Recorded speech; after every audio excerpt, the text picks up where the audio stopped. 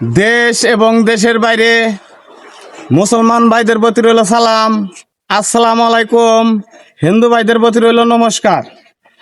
তো আপনারা জানতেছেন যে সাইদ ভাই ক্যান্সারে আক্রান্ত হয়েছে, তাকে চিকিৎসা করার জন্য অনেক টাকার প্রয়োজন।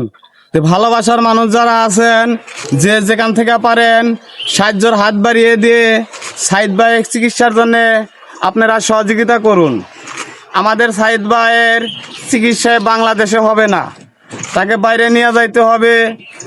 তে আমরা সবাই কন্টেন্ট ক্রিয়েটর যারা আছি, ইনশাল্লাহ আমরা সাইদ ভাইয়ের পাশে থাকব।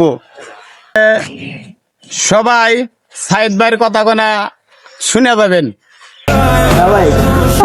আমি কবরে যাইতে চাই না, আমি কবরে যাইতে চাই না, আমি বাচ্চা থাকতে চাই।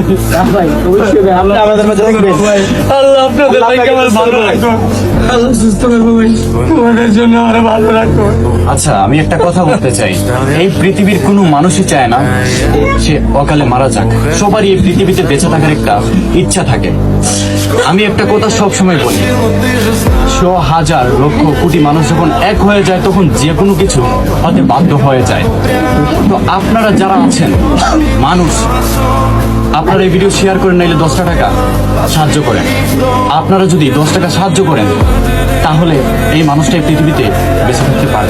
আমি আমার 3টা ছেলের জন্য বেঁচে থাকার জন্য আবেদন করছিলাম, কিন্তু 3টা ছেলের জন্য বাঁচতে গিয়ে দেখি সারা বাংলাদেশের মানুষের জন্য আমার বাঁচতে ইচ্ছা হয়। আমি কোনোদিন ভাবি না আমাকে এত মানুষ ভালোবাসে। আচ্ছা, আরেকটা বিষয়, তোমার চিকিৎসা কি বাংলাদেশে হবে? না, বাংলাদেশে হবে না। এটা কিন্তু অনেকে জানেন না। ওর চিকিৎসা মানে সাইদের চিকিৎসা বাংলাদেশে হবে না। ওর চিকিৎসার জন্য অনেক অর্থের প্রয়োজন, ওর চিকিৎসা অনেক ব্যয়বহুল খরচে হবে। তো সবাই সাহায্য করে।